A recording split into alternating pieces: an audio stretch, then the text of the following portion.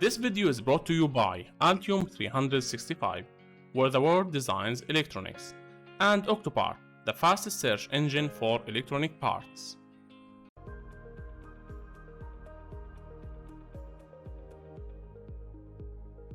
Here are the DRC rules to check. In checking, the testing of specific rules is configured in the Rules to Check section of the dialog. Select this page in the tree on the left of the dialog to list all of the rule types which is shown in this image. You can also examine them by type. For example, electrical by selecting that page on the left dialog. For most rule types, there are check boxes for online as you check as you work, and batch wherein you check this rule when the Run Design Rule Check button is clicked. Click to enable or disable the rules as required. Alternatively, right-click to display the context menu.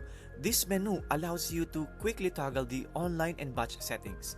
Now select the batch DRC used on entry as shown in this image.